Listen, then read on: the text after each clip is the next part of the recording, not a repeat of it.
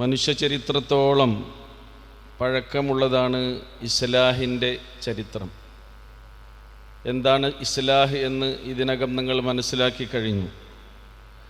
കേടുവന്നതിനെ നന്നാക്കുക, നവീകരിക്കുക, പരിഷ്കരിക്കുക എന്നൊക്കെയാണ് ഇസ്ലാഹ് എന്ന പദത്തിൻ്റെ അർത്ഥം. വിശുദ്ധ ഖുർആൻ ഈ പദത്തെ പലയിടങ്ങളിലായി നമുക്ക് പരിചയപ്പെടുത്തി തരുന്നുണ്ട്. ഇസ്ലാഹ് എന്ന പദത്തിൻ്റെ നേരെ വിപരീതമായി ഇഫ്സാദ് എന്ന പദമാണ് ഖുർആൻ നമുക്ക് പരിചയപ്പെടുത്തി തന്നിട്ടുള്ളത്. അഫ്സദ യുഫ്സിദു ഇഫ്സാദ് എന്ന് പറഞ്ഞാൽ കുഴപ്പമുണ്ടാക്കുക, തകർക്കുക, അങ്ങനെയൊക്കെയുള്ള പ്രവർത്തനങ്ങൾ ചെയ്യുന്നതിനാണ്. മുസ്ലിഹ് എന്ന് പറഞ്ഞാൽ പരിവർത്തനങ്ങൾ ഉണ്ടാക്കുന്നവൻ, പരിഷ്കരിക്കുന്നവൻ, നവോത്ഥാന പ്രവർത്തനങ്ങൾ നടത്തുന്നവൻ. മുഫ്സിദ് എന്ന് പറഞ്ഞാൽ നാട്ടിൽ കുഴപ്പങ്ങളും ദൂഷ്യങ്ങളും സാമൂഹ്യ തിന്മകളും വ്യാപിപ്പിച്ചു കൊണ്ടിരിക്കുന്നവനെന്നാണ്. ഖുർആൻ ഒരിടത്ത് വലാ തുഫ്സിദു ഫിൽ അർളി ബഅദ ഇസ്ലാഹിഹ എന്ന് പറയുന്നുണ്ട്. ഭൂമിയെ അല്ലാഹു സുബ്ഹാനഹു വ തആല അതിന് ഇസ്ലാഹ് ഉണ്ടാക്കിയതിന് ശേഷം നിങ്ങൾ അതിനെ നശിപ്പിച്ചു കളയരുത് എന്നാണ്. ഈ ഭൂമുഖത്തിലുള്ള എല്ലാം നമുക്ക് വേണ്ടി, മനുഷ്യർക്ക് വേണ്ടി, ഇവിടെ ജീവിക്കുന്ന ജീവജാലങ്ങൾക്ക് വേണ്ടി അള്ളാഹു സൃഷ്ടിച്ചതാണ്. അള്ളാഹുവിൻ്റെ സൃഷ്ടികളിൽ ഏറ്റവും ശ്രേഷ്ഠനാണ് മനുഷ്യൻ. അതുകൊണ്ട് തന്നെ അവൻ്റെ വിശ്വാസവും അവൻ്റെ നിലപാടും അവൻ്റെ ആചാരങ്ങളും അവൻ്റെ അനുഷ്ഠാനങ്ങളും അവൻ്റെ സ്വഭാവങ്ങളും ശീലങ്ങളും സമ്പ്രദായങ്ങളുമെല്ലാം ഏറ്റവും ശ്രേഷ്ഠവും ഉന്നതവും ഉത്തമവും ആയിത്തീരേണ്ടതുണ്ട്. നമ്മൾ ജീവിക്കുന്ന ഈ ഭൂമിയും നമ്മുടെ പ്രകൃതിയും നമ്മുടെ പരിസരങ്ങളുമൊക്കെ തന്നെ അങ്ങനെ അതിൽ ഫസാദ് ഉണ്ടാക്കാതെ, അത് കേടുവരുത്താതെ, അത് തകർത്താതെ നോക്കേണ്ടതും ഇവിടെ ജീവിക്കുന്ന ഏറ്റവും ശ്രേഷ്ഠനായ മനുഷ്യൻ്റെ ബാധ്യതയാണ് എന്ന് കൂടിയാണ് വിശുദ്ധ ഖുർആൻ അതിലൂടെ നമുക്ക് പഠിപ്പിച്ചു തരുന്നത്. ഒന്നും കൂടി പറഞ്ഞാൽ നമുക്കറിയാം, മനുഷ്യ ചരിത്രാരംഭത്തിലേക്ക് നമ്മൾ തിരിഞ്ഞു നോക്കുകയാണെങ്കിൽ ആദിമ സമൂഹത്തിന് നന്മകൾ പഠിപ്പിച്ചു കൊടുക്കാൻ അല്ലാഹു സുബ്ഹാനഹു വ തആല അവർക്ക് ഹുദ നൽകി, സന്മാർഗം നൽകി. ആദം അലൈഹിസ്സലാത്തു വസ്സലാമിൻ്റെ സന്തതികളിൽ വരെ പിന്നീട് ഒരുപാട് അപജയങ്ങളുണ്ടായി, തെറ്റുകളുണ്ടായി, തിന്മകളുണ്ടായി, അധർമ്മങ്ങളുണ്ടായി. ആദമിൻ്റെ സന്തതികളിൽ 2 പേർ അവർ പരസ്പരം അസൂയ വെച്ച് പുലർത്തുകയും അങ്ങനെ ഒരു സഹോദരൻ മറ്റൊരു സഹോദരനെ വധിക്കുകയും ചെയ്യാനിടയായ കഥ ഖുർആൻ നമുക്ക് വിശദീകരിച്ചു തരുന്നുണ്ട്. ഖാബീൽ ഹാബീലിനെ വധിച്ചു കളഞ്ഞു. കാരണം എന്തായിരുന്നു? മനുഷ്യനിൽ ഏറ്റവും കൂടുതൽ നന്നാകേണ്ടത് അവൻ്റെ മനസ്സാണ്. ആ മനസ്സിന് കേട് സംഭവിച്ചാൽ, അത് ദുഷിച്ചാൽ, ആ മനുഷ്യനിൽ നിന്നൊരുപാട് തിന്മകൾ, അധർമ്മങ്ങൾ മുളപൊട്ടി അവൻ്റെ ജീവിതത്തെ ആകെ മലീമസമാക്കി തീർക്കുമെന്നുള്ളത് ഉറപ്പാണ്. അതുകൊണ്ട് തന്നെയാണ് ഖുർആൻ ഈ കഥ പറയുമ്പോൾ നോക്കൂ നിങ്ങൾ, മനുഷ്യ ചരിത്രത്തിലെ ആദ്യത്തെ ഒരു മരണം കൂടിയാകാൻ അത് സാധ്യതയുണ്ട്. കാരണം തൻ്റെ സഹോദരനെ വധിച്ചു കളഞ്ഞ ഖാബീലിന് എങ്ങനെയാണ് മറമാടേണ്ടത്, മരണാനന്തര ശേഷക്രിയകൾ നടത്തേണ്ടത് എന്ന് പോലും അറിയില്ല. എന്ന് പറഞ്ഞാൽ അതിനു മുമ്പ് ഒരു മരണം നടന്നിട്ടുണ്ടാവുകയില്ല. അദ്ദേഹം മരണാനന്തര ശേഷക്രിയകൾ കണ്ടിട്ടില്ല. അപ്പോൾ ആദ്യത്തെ തന്നെ മരണം കൊലപാതകമാണോ എന്ന് പോലും നമുക്ക് വായിച്ചെടുക്കാവുന്ന വിധത്തിലാണ് ഖുർആനിൻ്റെ ആ കഥ നമുക്ക് മനസ്സിലാക്കാൻ കഴിയുന്നത്. കാരണം അന്നത്തെ ആളുകൾക്കൊക്കെ അല്ലാഹു സുബ്ഹാനഹു വ തആല ധാരാളം വർഷങ്ങൾ ആയുർദൈർഘ്യം നൽകിയിരുന്നു. നൂഹ് നബിയുടെ കാലത്ത് 950 വർഷമായിരുന്നെങ്കിൽ ഏകദേശം അതിനേക്കാളൊക്കെ കൂടുതൽ തന്നെയായിരിക്കും ആദം അലൈഹി സ്വലാത്തു വസ്സലാമിൻ്റെ കാലഘട്ടത്തിലുള്ള ആളുകൾ ജീവിച്ചിട്ടുണ്ടാവുക. അതുകൊണ്ട് തന്നെ മരിക്കാനും കുറേ കാലം കഴിഞ്ഞിരിക്കും. ഞാൻ പറഞ്ഞു കൊണ്ടുവന്നത്, നോക്കൂ നിങ്ങൾ, ഇങ്ങനെയുള്ള തിന്മകൾ മനുഷ്യൻ്റെ മനസ്സിൽ മുളപൊട്ടുന്നത് അവൻ്റെ മനസ്സ് അത് വികലമാകുമ്പോഴാണ്, അതിൽ ഫസാദ് സംഭവിക്കുമ്പോഴാണ്. അതുകൊണ്ടാണ് റസൂൽ കരീം സല്ലല്ലാഹു അലൈഹി വസല്ലം ഒരിക്കൽ പറയുകയുണ്ടായി, അലാ ഇന്ന ഫിൽ ജസദി മുദ്ഗ ഫഇദാ സ്വലുഹത് സ്വലുഹൽ ജസദു കുല്ലു വഇദാ ഫസദത് ഫസദൽ ജസദു കുല്ലു അലാ വഹിയൽ ഖൽബ്. ഇസ്ലാഹ് അവിടെ തന്നെയാണ് തുടങ്ങേണ്ടത്.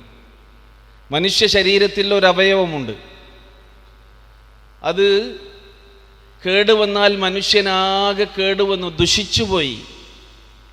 അത് നന്നായാലോ മനുഷ്യനാകെ നന്നായി. അറിഞ്ഞേക്കുക, അതാണ് ഹൃദയം. അപ്പോൾ ഇസ്ലാഹ് നടക്കേണ്ടത് മനുഷ്യൻ്റെ മനസ്സിലാണ് എന്ന് വിശുദ്ധ ഖുർആനിൻ്റെ ആയത്തുകളിൽ നിന്നും അതേപോലെ തന്നെ പ്രവാചക വചനങ്ങളിൽ നിന്നും നമുക്ക് മനസ്സിലാക്കാൻ കഴിയും. ലോകത്താഗതരായ സകലമാന പ്രവാചകന്മാരും തങ്ങളുടെ പ്രബോധിത സമൂഹത്തിൽ നടത്തിയ പ്രവർത്തനമാണ് ഇസ്ലാഹ്. കേടുവന്നതിനെ നന്നാക്കുക, നവീകരിക്കുക, പരിഷ്കരിക്കുക എന്നത്. ഈ കേടുവരാൻ ഏറ്റവും പെട്ടെന്ന് സാധ്യതയുള്ളത് എന്താണ്? മനസ്സിൽ അവൻ സ്വരൂപിച്ചെടുക്കുന്ന അവൻ്റെ വിശ്വാസമാണ്.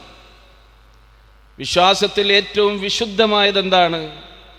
ഏകദൈവ വിശ്വാസമാണ്, തൗഹീദാണ്. മനുഷ്യൻ്റെ ജീവിതത്തിന് സമാധാനവും ശാന്തിയും സംതൃപ്തിയും സ്വസ്ഥതയും നൽകുന്ന ആദർശമാണ് തൗഹീദ്. ഈ തൗഹീദിന് കേടുവരുമ്പോഴാണ് അല്ലാഹു സുബ്ഹാനഹു വ തആല ഒരു സമൂഹത്തിലേക്ക് പ്രവാചകന്മാരെ അയച്ചിട്ടുള്ളത്. തൗഹീദിൽ നിന്ന് ജനങ്ങളെ വ്യതിചലിക്കുമ്പോഴാണ് അല്ലാഹു സുബ്ഹാനഹു വ തആല അമ്പിയാക്കളെ നിയോഗിച്ചിട്ടുള്ളത് എന്ന് വിശുദ്ധ ഖുർആനിൻ്റെ ആയത്തുകളിലൂടെ നമുക്ക് കണ്ടെത്താൻ കഴിയും. പ്രവാചകന്മാരുടെ എണ്ണം നോക്കുകയാണെങ്കിൽ അംബിയ മുർസലുകളുടെ എണ്ണം 1,24,000-ൽ പരം എന്നൊക്കെ നമുക്ക് വായിച്ചെടുക്കാൻ കഴിയും. 1,24,000-ൽ പരം പ്രവാചകന്മാരെ അല്ലാഹു സുബ്ഹാനഹു വ തആല നിയോഗിച്ചിട്ടുണ്ടെങ്കിൽ പ്രവാചകന്മാരുടെ നിയോഗത്താൽ നന്മയിലകപ്പെട്ടിട്ടുള്ള പരിവർത്തനത്തിനും മാറ്റത്തിനും നവോത്ഥാനത്തിനും നവീകരണത്തിനും വിധേയമായിട്ടുള്ള സമൂഹങ്ങൾ വീണ്ടും തിന്മയിലേക്കും അധർമ്മത്തിലേക്കും ശിർക്കിലേക്കും ബഹുദൈവ വിശ്വാസത്തിലേക്കുമൊക്കെ മാറിയിട്ടുണ്ട് എന്നാണ് നമുക്ക് മനസ്സിലാക്കാൻ കഴിയുന്നത്. അപ്പോൾ അതുകൊണ്ടാണ് വിശുദ്ധ ഖുർആൻ പറഞ്ഞത്, വലഖദ് ബഅസ്നാ ഫീ കുല്ലി ഉമ്മത്തിൻ റസൂല അൻ യഅ്ബുദുല്ലാഹ വജ്തനിബുത് താഗൂത്ത്. തീർച്ചയായും നാം എല്ലാ ഉമ്മത്തിലേക്കും എല്ലാ ജനപദങ്ങളിലേക്കും പ്രവാചകന്മാരെ നിയോഗിച്ചിട്ടുണ്ട്. ആ പ്രവാചകന്മാർ തങ്ങളുടെ സമൂഹത്തോട് പ്രഥമമായും പ്രധാനമായും പ്രബോധനം ചെയ്തിട്ടുള്ള വിഷയം എന്താണ്? അനിഅബ്ദുല്ലാഹ്, നിങ്ങൾ അല്ലാഹുവിനെ മാത്രം ആരാധിക്കണം. വജ്തനിബുത് താഗൂത്ത്, എല്ലാ ദൈവേതര ശക്തികളെയും നിങ്ങൾ വെടിയണം. നിങ്ങളുടെ മനസ്സ് അല്ലാഹുവിൽ മാത്രം കേന്ദ്രീകരിക്കണം. അവനാണ് നിങ്ങളുടെ രക്ഷകൻ, അവനാണ് നിങ്ങൾക്ക് വേണ്ടതെല്ലാം നൽകുന്നവൻ. അതിനാൽ വിശ്വാസത്തിൻ്റെ അടിത്തറയും അസ്ഥിവാരവുമായി ആ പ്രവാചകന്മാർ അവർക്ക് പകർന്നു കൊടുത്തിട്ടുള്ളത് ഏകദൈവ വിശ്വാസമാണ് എന്ന് കാണാൻ കഴിയും. ഈ സന്ദേശത്തെ തബ്ലീഗ് ചെയ്യാൻ, ജനങ്ങൾക്ക് എത്തിച്ചു കൊടുത്തതിന് ശേഷം ഈ ആദർശത്തിലേക്ക് അവരെ വിളിക്കാൻ, ദഅവത്ത് നടത്താൻ, അതിലുപരിയായി അവരിലുള്ള സാമൂഹ്യ ദൂഷ്യങ്ങളെയും തിന്മകളെയും ഒക്കെ നിർമാർജനം ചെയ്യാൻ, ഇതിനൊക്കെ വേണ്ടിയാണ് അല്ലാഹു സുബ്ഹാനഹു വ തആല പ്രവാചകന്മാരെ നിയോഗിച്ചിട്ടുള്ളത് എന്ന് കാണാൻ കഴിയും. അപ്പോൾ മനുഷ്യരെ അവരുടെ വിശ്വാസത്തെയും അവരുടെ ആദർശത്തെയും തകർത്ത് കളയുന്ന ശിർക്ക് പരമായ വിശ്വാസങ്ങൾ അതുണ്ടെങ്കിൽ പിന്നീട് ഒരുപാട് അധർമ്മങ്ങൾ മനുഷ്യരുടെ ജീവിതത്തിലേക്ക് കടന്നു വരുമെന്നാണ്. നമുക്കറിയാമല്ലോ, എല്ലാ പ്രവാചകന്മാരുടെ കാലത്തും തൗഹീദിൽ നിന്ന് അവർ ശിർക്കിലേക്ക് വ്യതിചലിച്ചു എന്നതിന് പുറമെ തന്നെ ഒരുപാട് തിന്മകളും സാമൂഹ്യ ദൂഷ്യങ്ങളും അവർക്കൊക്കെ ഇടയിൽ ഉണ്ടായിരുന്നു എന്ന് കാണാം. ഇപ്പോൾ ശുഐബ് അലൈഹി സ്വലാത്തു വസ്സലാമിൻ്റെ കാലത്ത് അവർ ബഹുദൈവ വിശ്വാസികളായിരുന്നു എന്നതുപോലെ തന്നെ അളവിലും തൂക്കത്തിലും കൃത്രിമം കാണിക്കുന്ന ഒരു സമൂഹമായിരുന്നു അവർ. ജനങ്ങളെ ചൂഷണം ചെയ്തിരുന്നൊരു സമൂഹമായിരുന്നു അവർ. ലൂത്ത് നബി അലൈഹി സ്വലാത്തു വസ്സലാമിൻ്റെ കാലഘട്ടത്തിൽ തൗഹീദിൽ നിന്നവർ വ്യതിചലിച്ചിരുന്നു എന്നതിന് പുറമെ തന്നെ ആ സമൂഹത്തിലുണ്ടായിരുന്ന സാമൂഹ്യ ദൂഷ്യം എന്തായിരുന്നു? സ്വവർഗരതിയായിരുന്നു. ലൈംഗികമായ അരാജകത്വം ആ സമൂഹത്തിൽ നിലനിന്നിരുന്നു. ആദ് സമൂഹത്തിൻ്റെ ചരിത്രം ഖുർആൻ പറഞ്ഞെടുത്ത് പറയുന്നുണ്ട്. അവർ വലിയ വലിയ വീടുകൾ നിർമ്മിച്ച് അഹങ്കാരത്തിൻ്റെയും ആർഭാടത്തിൻ്റെയും കോപ്രായ നിലയങ്ങളായ വലിയ വലിയ കൊട്ടാരങ്ങൾ പണിത് അങ്ങനെ ഭൗതികതയെ നെഞ്ചേറ്റിരുന്നൊരു സമൂഹമായിരുന്നു. ഖുർആൻ അത് പറയുന്നുണ്ട്. അത്തബ്നൂന ബികുല്ലി റീഇൻ ആയതൻ തബഅസൂൻ വതത്തഖിദൂന മസാനിഅ ലഅല്ലകും തഖ്ലുദൂൻ വഇദാ ബതശ്തും ജബ്ബാരീൻ. തൗഹീദ് ഇല്ലാത്തത് കൊണ്ടാണ് ഈ ദൂഷ്യങ്ങളൊക്കെ കടന്നു വരുന്നത്. ആദ്യം തൗഹീദിലേക്ക് അവരെ ക്ഷണിക്കുകയും അതോടൊപ്പം തന്നെ ആ സമൂഹത്തിൽ നിലനിന്നിരുന്ന ഇത്തരം അധർമ്മങ്ങളെ അവരെ ബോധ്യപ്പെടുത്തി കൊടുക്കുകയും ചെയ്തിരുന്ന പ്രവാചകന്മാരാണ്. നിങ്ങൾ ഉയരമുള്ള എല്ലാ ഇടങ്ങളിലും വലിയ വലിയ വീടുകൾ കെട്ടിപ്പൊക്കുകയാണോ? കാലാകാലം ഈ ഭൂമിയിൽ കഴിഞ്ഞുകൂടുമെന്ന മനസ്ഥിതിയോടെയാണോ നിങ്ങളത് ഇതൊക്കെ ചെയ്തുകൊണ്ടിരിക്കുന്നത് എന്നാണ് ആ പ്രവാചകൻ അവരോട് ചോദിച്ചത്. ഇങ്ങനെ ഓരോ കാലഘട്ടത്തിലും ഇനി നോക്കൂ, അവസാന കാലം വരുമ്പോൾ മുഹമ്മദ് മുസ്തഫ റസൂലുള്ളാഹി സ്വല്ലല്ലാഹു അലൈഹി വസല്ലമയുടെ കാലഘട്ടത്തിൽ എല്ലാ മുൻകാല പ്രവാചകന്മാരുടെയും സമൂഹത്തിൽ നിലനിന്നിരുന്ന എല്ലാ സാമൂഹ്യ ജീർണതകളും സമ്മേളിച്ചൊരു സമൂഹമായിരുന്നു ആ സമൂഹം എന്ന് കാണാൻ കഴിയും. മദ്യപാനം, ലഹരിയുടെ ഉപയോഗം, അതേപോലെ തന്നെ വ്യഭിചാരം, ഈ പോലെ തന്നെ പലിശയും ഊഹക്കച്ചവടങ്ങളും എല്ലാം ആ സമൂഹത്തിലുണ്ടായിരുന്നു. അതിലെല്ലാം ഉപരി മനുഷ്യജീവന് തീരെ വില കൽപ്പിക്കാത്തൊരു കാലമായിരുന്നു. ചെറിയ ചെറിയ പ്രശ്നങ്ങൾക്ക് വേണ്ടി വാളെടുത്ത് യുദ്ധം ചെയ്ത് ചോരച്ചാലുകൾ ഒഴുക്കിയിരുന്നൊരു സമൂഹമായിരുന്നു ആ സമൂഹം. നോക്കൂ നിങ്ങൾ, പ്രവാചക തിരുമേനി സ്വല്ലല്ലാഹു അലൈഹി വസല്ലം ആഗതമായ ആ പ്രബോധിത സമൂഹത്തിൻ്റെ ചിത്രം നമ്മുടെയൊക്കെ മനസ്സിലുണ്ട്. റസൂലിൻ്റെ ചരിത്രം നമ്മളിങ്ങനെ വായിച്ചു പഠിക്കുമ്പോൾ ആ സമൂഹത്തിൻ്റെ അവസ്ഥയും ഇന്നത്തെ നമ്മുടെ ജീവിക്കുന്ന നമ്മുടെ സമൂഹത്തിൻ്റെ അവസ്ഥയും ഒന്ന് പരിശോധിച്ച് നോക്കൂ. ഇന്നും ലോകത്ത് യുദ്ധങ്ങളുണ്ട്, സംഘട്ടനങ്ങളുണ്ട്, ചോരച്ചാലുകൾ ഒഴുക്കപ്പെടുകയാണ്, വംശഹത്യ നടക്കുന്നുണ്ട്, നിർദാക്ഷിണ്യം പിഞ്ചു മക്കളെ കൊന്നൊടുക്കുകയാണ്. ഫലസ്തീനിലേക്കും ഗസയിലേക്കും നിങ്ങൾ നോക്കൂ.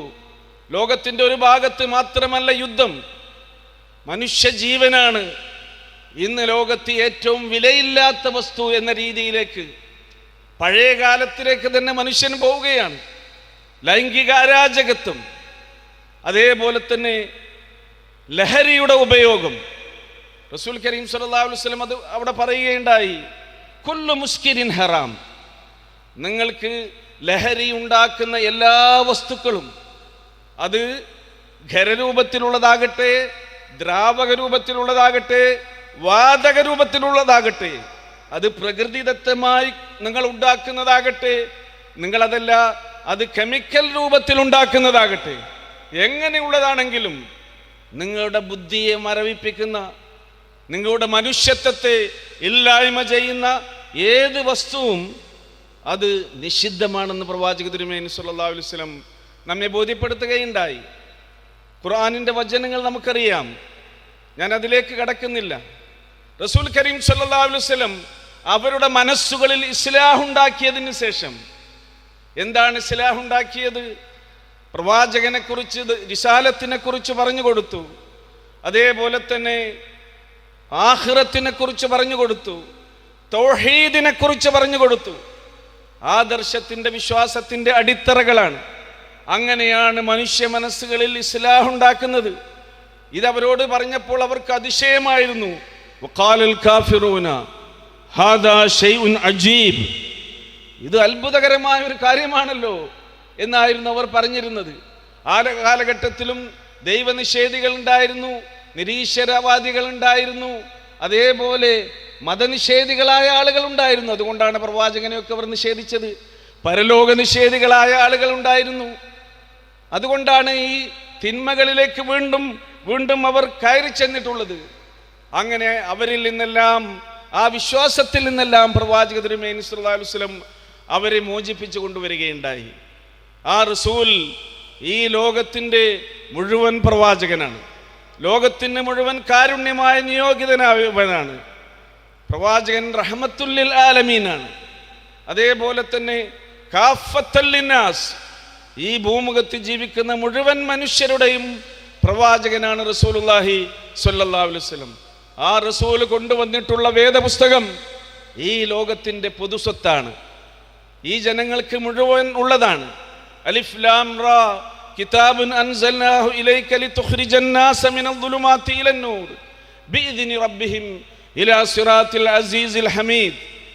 ആകാശത്തിന് ചുവട്ടിൽ ഭൂമിക്ക് മുകളിൽ മനുഷ്യരായി ആരൊക്കെ ജീവിക്കുന്നുണ്ടോ അവരെയൊക്കെ അന്ധവിശ്വാസങ്ങളിൽ നിന്ന്, കൂരിരുട്ടുകളിൽ നിന്ന് വിശ്വാസത്തിലേക്ക്, ധർമ്മബോധത്തിലേക്ക് കൊണ്ടുവരാൻ വേണ്ടി അവതരിപ്പിക്കപ്പെട്ട ഗ്രന്ഥമാണ് വിശുദ്ധ ഖുർആൻ.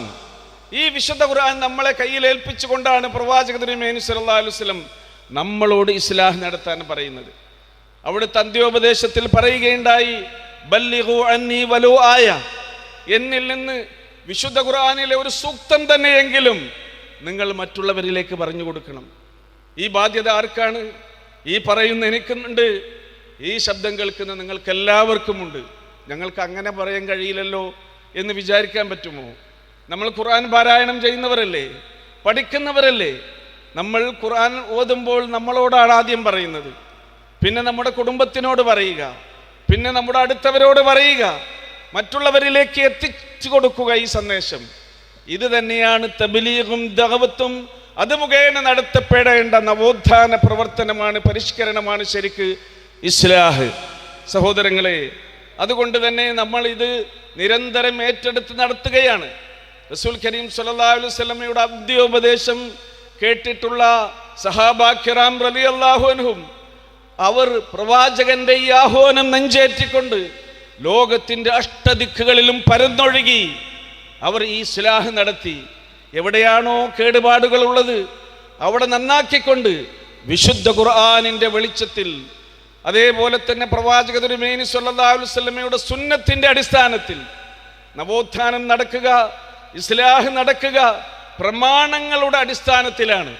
ആ കാര്യം ഇവിടെ വിശദമായി ഇൻഷാ അല്ലാഹ് സംസാരിക്കും. അങ്ങനെ ലോകത്തിൻ്റെ വിവിധ ഭാഗങ്ങളിൽ ഈ ദീൻ അത് പ്രചരിപ്പിക്കുകയും സന്ദേശം ജനങ്ങളൊക്കെ ഉൾക്കൊള്ളുകയും ചെയ്തു.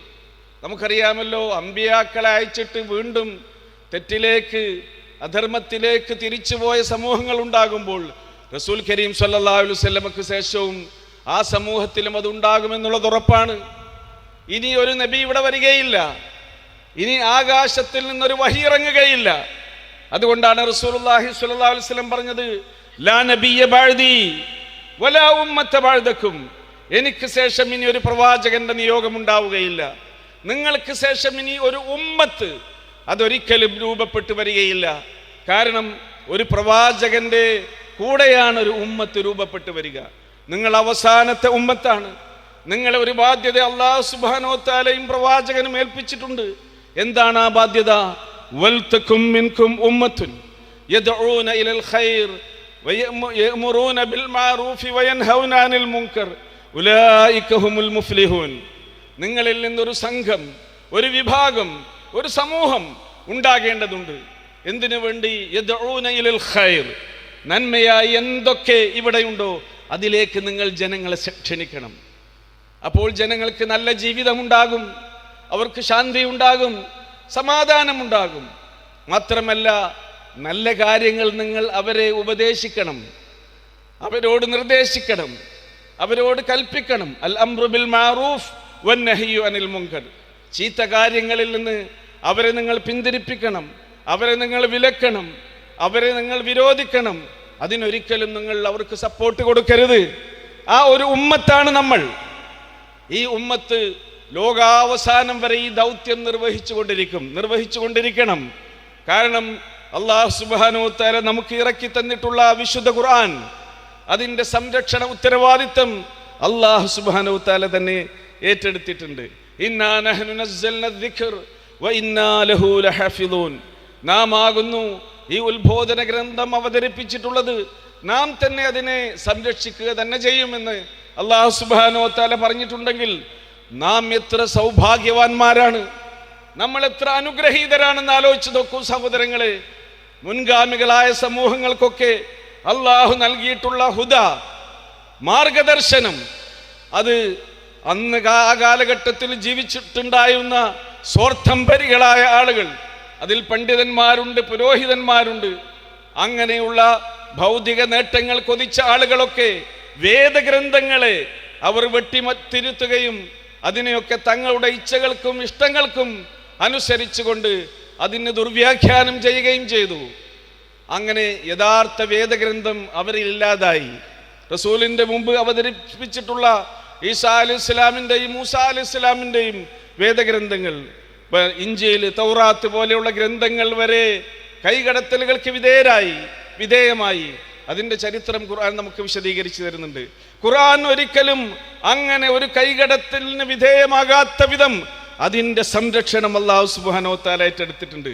അത് അല്ലാഹു നമുക്ക് നൽകിയ വലിയ ഒരു അനുഗ്രഹമാണ്. അതുകൊണ്ട് ഈ പ്രമാണത്തിൻ്റെ വെളിച്ചത്തിൽ ജനങ്ങളെ നമുക്ക് നന്മയിലേക്ക് ക്ഷണിക്കാം, നമുക്ക് ഇസ്ലാഹ് നടത്താം. അതാണ് ഈ കാലഘട്ടത്തിൽ നമുക്ക് നിർവഹിക്കാനുള്ള ദൗത്യം. കലാകാലങ്ങളിലായി ഓരോ പ്രദേശങ്ങളിലും ഇതേപോലെയുള്ള നവോത്ഥാന നായകന്മാർ ഉണ്ടായിട്ടുണ്ട്, അവർ ജനിച്ച് വളർന്നിട്ടുണ്ട്. പണ്ഡിതന്മാർ, അൽ ഉലമാ വറസത്തുൽ അംബിയ, പണ്ഡിതന്മാർ പ്രവാചകന്മാരുടെ പിൻഗാമികളാണ് എന്ന് പറയാറുണ്ടല്ലോ. നവോത്ഥാന പ്രവർത്തകരെ ഓരോരോ നാടുകളിൽ അല്ലാഹു സുബ്ഹാനഹു വ തആല നിയോഗിക്കും. പ്രവാചകന്മാരെ അല്ലാഹു നിയോഗിച്ചതുപോലെ കേരളക്കരയിലും അങ്ങനെ ഉണ്ടായി.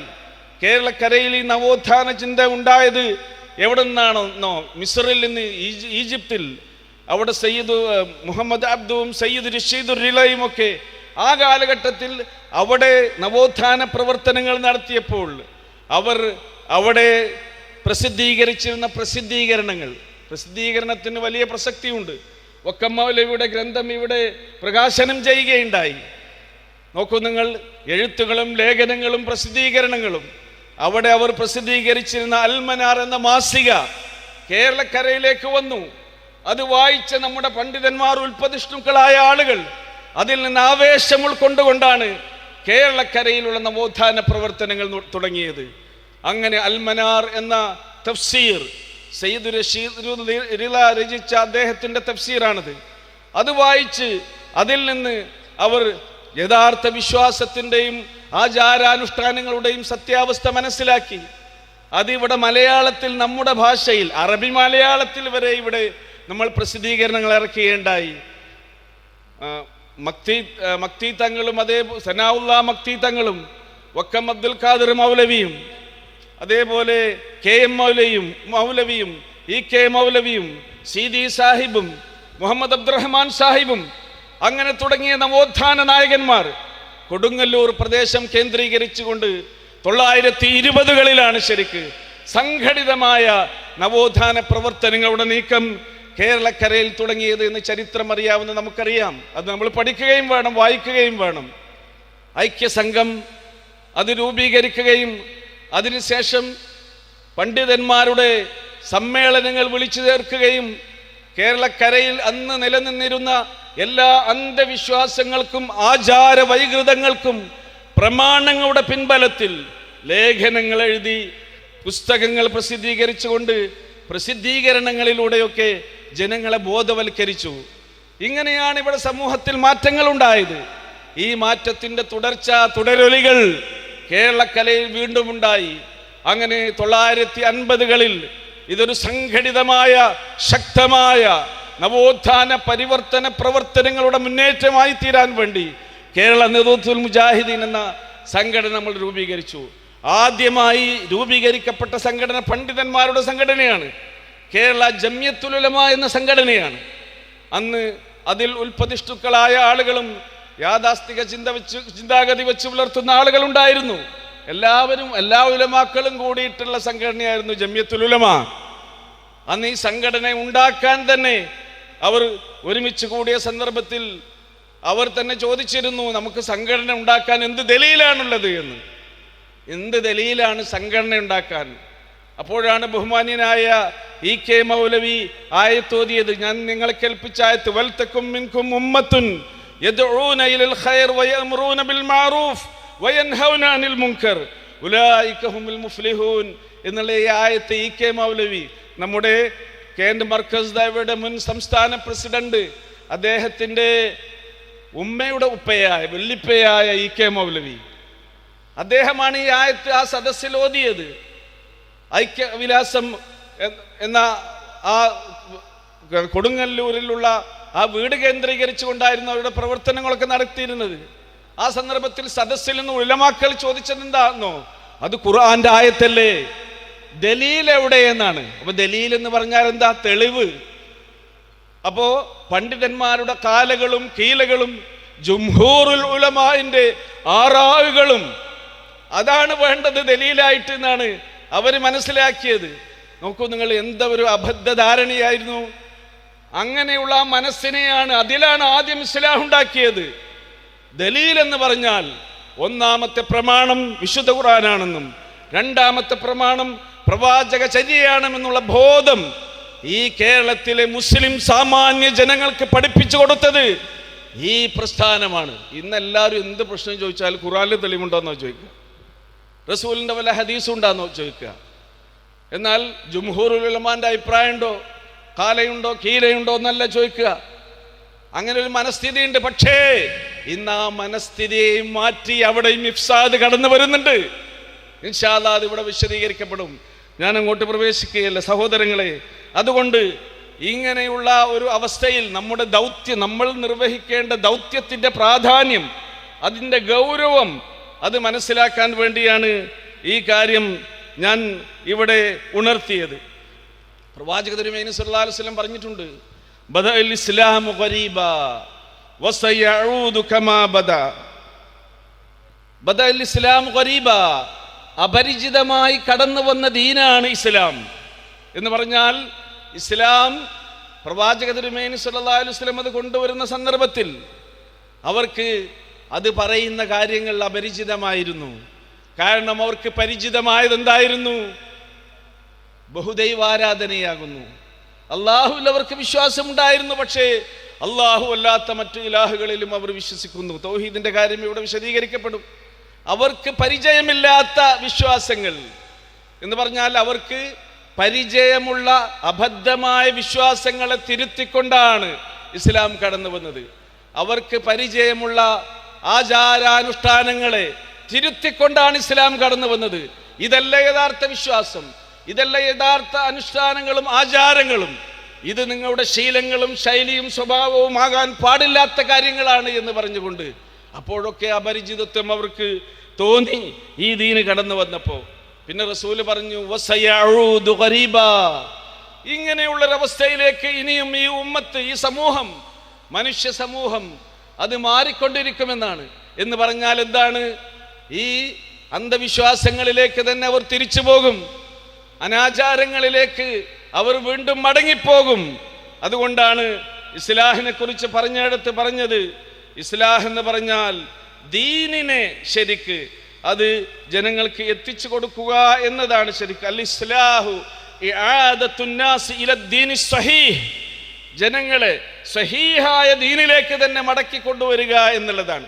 റസൂൽ കരീം സല്ലല്ലാഹു അലൈഹി വസല്ലം പറഞ്ഞ ഈ കാര്യങ്ങൾ നമ്മൾ ഈ സന്ദർഭത്തിൽ ഓർക്കേണ്ടതുണ്ട്. ഫഖാ, അങ്ങനെ മറ്റൊരു റിവായത്തിൽ ഈ ഹദീസിന്റെ തുടർച്ചയായി ഇങ്ങനെ നമുക്ക് വായിക്കാം. ഖീല, പ്രവാചകനോട് ചോദിക്കപ്പെട്ടിട്ടുണ്ട്, യാ റസൂലല്ലാഹ് മനിൽ ഗുറബ, ആരാണ് ഈ അപരിചിതരായ ആളുകൾ? ആരാണ് ജനങ്ങൾക്ക് പരിചയമില്ലാത്ത കാര്യങ്ങൾ പഠിപ്പിച്ചും പറഞ്ഞും കൊടുക്കുന്ന ആളുകൾ ആരാണ്? ആ സന്ദർഭത്തിൽ റസൂലുള്ള പറഞ്ഞെന്താണെന്നോ, ഖാല അല്ലദീന യുസ്ലിഹൂന ഇദാ ഫസദന്നാസ്. ജനങ്ങൾക്ക് അവരുടെ വിശ്വാസം തകർന്നാൽ, അത് കുഴപ്പത്തിലായാൽ, അതിന് കേടുവന്നാൽ, ഒന്നാമതായി അവരുടെ വിശ്വാസത്തെ നന്നാക്കി ശിർക്കിന് പകരം യഥാർത്ഥ തൗഹീദ് പറഞ്ഞു കൊടുക്കുന്ന ആളുകൾ, ബിദ്അത്തിന് പകരം യഥാർത്ഥ സുന്നത്ത് എന്താണെന്ന് പഠിപ്പിച്ചു കൊടുക്കുന്ന ആളുകൾ, മനുഷ്യന്റെ യഥാർത്ഥ സംസ്കാരവും സ്വഭാവവും ധർമ്മബോധവും അത് നശിച്ചു പോയാൽ എന്താണ് യഥാർത്ഥ മാനുഷിക ഗുണങ്ങളും സ്വഭാവങ്ങളും ധർമ്മബോധവും എന്ന് പഠിപ്പിക്കുന്ന മഹാസിനുൽ ഇസ്ലാം, ഇസ്ലാമിന്റെ സുന്ദരമായ നന്മയാർന്ന മുഖത്തെ ജനങ്ങൾക്ക് പരിചയപ്പെടുത്തി കൊടുക്കുന്ന ആളുകളാണ് ശരിക്ക് ഇസ്ലാഹ് നടത്തുന്ന ഖുറബാക്കൾ എന്ന് പ്രവാചക തിരുമേനി സല്ലല്ലാഹു അലൈഹി വസല്ലം പറഞ്ഞിട്ടുണ്ടെങ്കിൽ, സഹോദരങ്ങളെ, ഈ ഒരു വലിയ ദൗത്യമാണ് ഈ സന്ദർഭത്തിൽ നമുക്ക് ഏറ്റെടുത്ത് നടത്താനുള്ളത് എന്നാണ് ഈ സന്ദർഭത്തിൽ സൂചിപ്പിക്കാനുള്ളത്.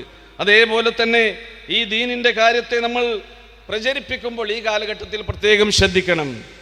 നമുക്കറിയാം, ഈ ദീൻ എന്ന് പറഞ്ഞാൽ ജനങ്ങൾക്ക് പ്രയാസമുണ്ടാക്കുന്ന ഒന്നും നമ്മളോട് കൽപ്പിക്കുന്നില്ല. ജനങ്ങളുടെ മനസ്സിന് നന്മ വരുത്തുന്ന, നേരത്തെ സൂചിപ്പിച്ച പോലെ ജനങ്ങളുടെ മനസ്സിന് ഗുണകരമായിട്ടുള്ള, അവിടെ ജീവിതത്തിൻ്റെ സ്വസ്ഥതയും ശാന്തിയും പകർന്നു നൽകുന്ന ആദർശങ്ങളാണ്, വിശ്വാസങ്ങളാണ്, അനുഷ്ഠാനങ്ങളാണ്, നിലപാടുകളാണ്, സംസ്കാരങ്ങളാണ്, സ്വഭാവങ്ങളാണ്, ശീലങ്ങളാണ്, ശിഷ്ടങ്ങളാണ്, സമ്പ്രദായങ്ങളാണ് ഈ ദീൻ ജനങ്ങൾക്ക് പഠിപ്പിച്ചു കൊടുക്കുന്നത് എന്നാണ്. വമാ ജഅല അലൈക്കും ഫിദ്ദീനി മിൻ ഹറജ്. ഈ ദീനിൽ അല്ലാഹു ഒരു പ്രയാസവും ഉണ്ടാക്കി വെച്ചിട്ടില്ല. യുരീദുല്ലാഹു ബിക്കുമുൽ യുസ്ർ. അല്ലാഹു നിങ്ങൾക്ക് എളുപ്പമാണ് ഉദ്ദേശിക്കുന്നത്. വലാ യുരീദു ബിക്കുമുൽ ഉസ്ർ. ഒരിക്കലും പ്രയാസം ഉണ്ടാകണം നിങ്ങൾക്കെന്ന് അല്ലാഹു ആഗ്രഹിക്കുന്നില്ല എന്നതാണ്. അതുകൊണ്ട് എന്ത് വേണം? ജീർണതകൾക്കും തീവ്രതക്കും മധ്യയുള്ള ഒരു നിലപാടാണ് ഈ ദീൻ നമുക്ക് പഠിപ്പിച്ചു തരുന്നത്. അതാണ് ഖുർആൻ പറഞ്ഞത്, വകദാലിക ജഅൽനാകും ഉമ്മതൻ വസതാ ലിതകൂനു ശുഹദാ അലന്നാസ് വയകൂന റസൂലു അലൈക്കും ഷഹീദാ. വകദാലിക ജഅൽനാകും ഉമ്മതൻ വസതാ. അല്ലാഹു സുബ്ഹാനഹു വ തആല നിങ്ങളെ മധ്യമ മാർഗം സ്വീകരിക്കുന്ന ഒരു സമൂഹമാക്കി മാറ്റി അനുഗ്രഹിച്ചിട്ടുണ്ട്. നമ്മൾ ഉമ്മത്തും വസത്താണ്. നമ്മൾ ഈ കാലഘട്ടത്തിൽ ഏറ്റവും കൂടുതൽ പറയേണ്ടതും പഠിപ്പിക്കേണ്ടതും സാമാന്യ ജനങ്ങളെ ബോധ്യപ്പെടുത്തേണ്ടതും വസ്തിയത്തുൽ ഇസ്ലാം, ഏത് കാര്യങ്ങളിലുമുള്ള ഇസ്ലാമിൻ്റെ ഈ മധ്യമ നിലപാടാണ്. ഇസ്ലാം തീവ്രവാദത്തിനെതിരാണ്, അത് ഭീകരവാദത്തിനെതിരാണ്, അത് എടുത്തുചാട്ടങ്ങൾക്കെതിരാണ്.